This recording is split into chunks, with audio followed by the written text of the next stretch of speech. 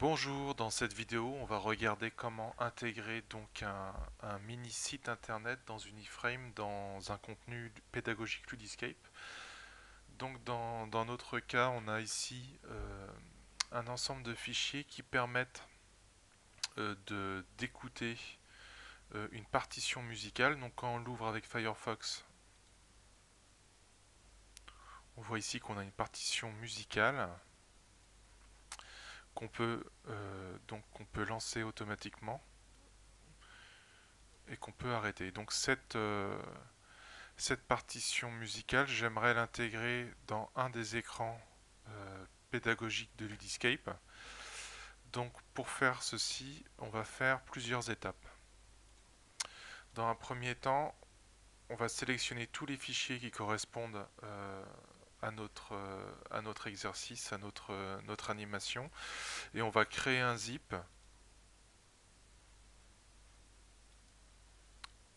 directement dans le même répertoire, donc qui s'appelle ici réunion exemple.zip.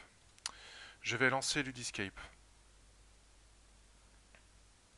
Je vais créer un nouveau projet classique, projet vide.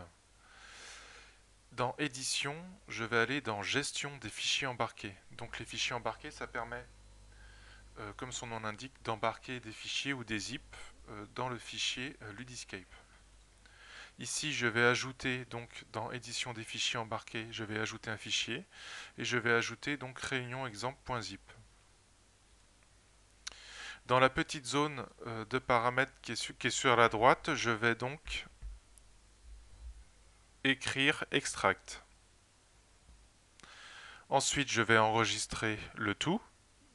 Donc ça veut dire quoi extract? Ça veut dire que mon fichier zip, au moment du déploiement, va être extrait dans le dossier data donc de mon projet, au moment seulement de la publication. Donc je fais enregistrer. Ensuite, je fais édition, insérer, iframe vert, donc tout en bas. Et ici, donc, je vais saisir data slash et le nom de mon fichier HTML.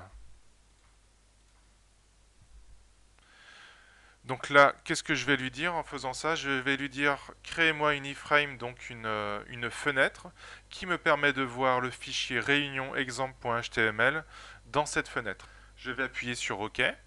Ça va me créer donc une zone HTML où ma fenêtre va être définie à l'intérieur. Donc quand je double-clique dessus, j'ai bien mon iframe avec une source qui est data réunion exemple.html. Quand j'exécute mon contenu, je vois bien que mon fichier zip est dézippé dans data et qui devient accessible dans mon écran numéro 0.